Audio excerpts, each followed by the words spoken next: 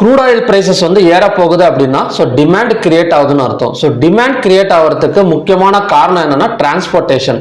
So maximum பார்த்தீங்கன்னா crude oil வந்து gulf கண்ட்ரீஸ்ல தான் பார்த்தீங்கன்னா தயாரிக்கிறாங்க. ஸோ அந்த கல்ஃப் கண்ட்ரீஸ்லேருந்து மற்ற கண்ட்ரீஸுக்கெல்லாம் பார்த்தீங்கன்னா இம்போர்ட் பண்ணோம் அப்படின்னா அவங்களுக்கு ஒரே வழி பார்த்தீங்கன்னா டிரான்ஸ்போர்ட்டேஷன் தான். அதாவது மேக்ஸிமம் பார்த்தீங்கன்னா கப்பல் மூலியமாக தான் பார்த்தீங்கன்னா எல்லா கண்ட்ரீஸுக்கும் பார்த்தீங்கன்னா இறக்குமதி வந்து பண்ணுவாங்க.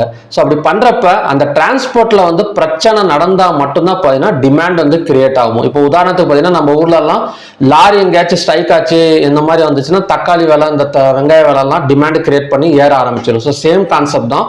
ஸோ டிரான்ஸ்போர்ட்டேஷனில் ஷிப் டிரான்ஸ்போர்ட்டேஷன்லையோ பிரச்சனை வந்தாலோ இல்லைன்னா பார்த்தீங்கன்னா வெதர் சரியில்லை அதனால பார்த்தீங்கன்னா டிரான்ஸ்போர்ட் பண்ண முடியல அந்த மாதிரி இருந்தாலோ ஸோ இல்லைன்னா டிரான்ஸ்போர்ட்டேஷனோட காஸ்ட் டாக்ஸஸ் வந்து ஏதாவது வந்து இன்க்ரீஸ் பண்ணாலோ ஸோ இந்த மாதிரி ரீசன்லாம் பார்த்தீங்கன்னா ஸோ அந்த கண்ட்ரீஸ்ல இருந்து மற்ற கண்ட்ரீஸ்ல வந்து ஆயில் வந்து சரியா வந்து ஃப்ளோ ஆகாது. ஸோ